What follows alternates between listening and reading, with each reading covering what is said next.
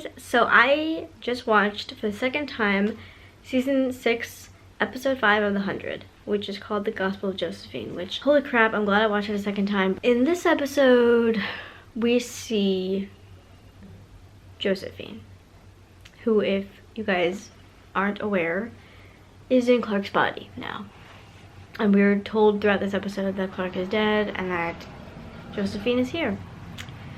And throughout this episode, we see her dealing with, Murphy, Bellamy, and she's trying to figure out how to help her people. And during this episode, Jordan is trying to figure out what has happened with Delilah. And apparently, we learn because Murphy, Bellamy, Gaia, and Clark, well, Josephine, they all find this lab. Josephine knows where the lab is, of course, but they all find this lab and they find this video of Josephine's father and Gabriel basically killing a host and putting Josephine in this host's body. And so they find out that in order for them to do these experiments and bring these people back from the dead, they have to have nightbloods for this. So and it's very interesting. And throughout this episode, we see Josephine trying to pull off Clark, or vice versa. And it's really interesting. Oh my god, Eliza Taylor is playing this really well. Like, really, really well. I don't know if I would say that I don't recognize her as Clark, because I've heard a lot of people say that they don't recognize her as Clark, but I still think I kind of see a little bit of a glimpse of Clark in there, and I really 100% believe that she's still alive, because come on, it's Clark.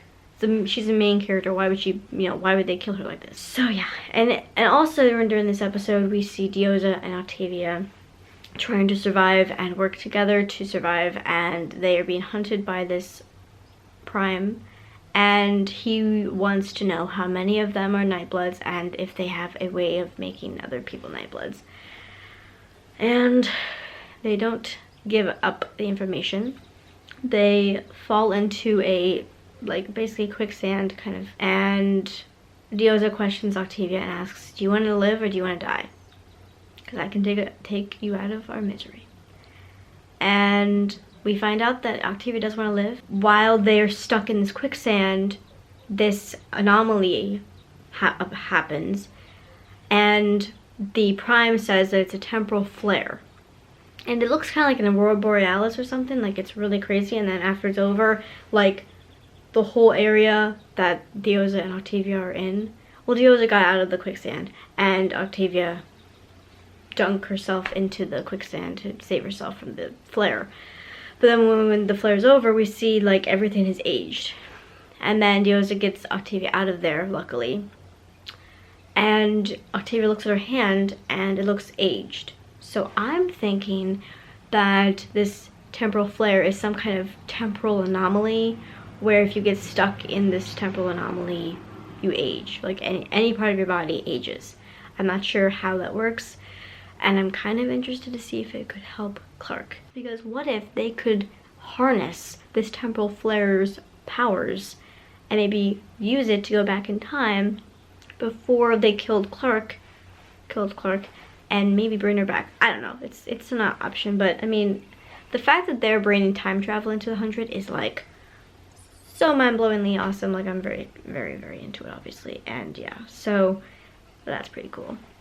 And yes, we see Bellamy in this episode. He questions Clark, and there's a scene where he speaks to Clark and she doesn't really understand what he's saying, and we can tell, and I think he can tell too, of course. And she's like, Josephine Lightborn, nice to meet you, to Bellamy, as she paralyzes Bellamy.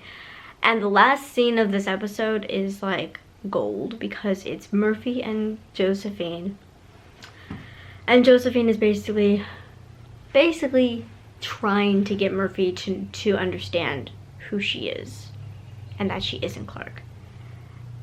And twice in this episode she calls Murphy by his first name, which is John, which is really weird. Like, she never says his first name.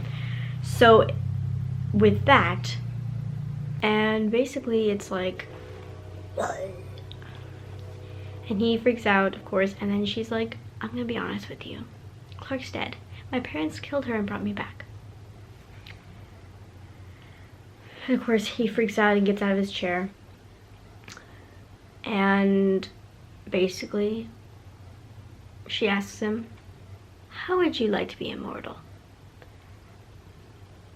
And of course, Murphy being the Murphiest of Murphys, he is like, I'm listening.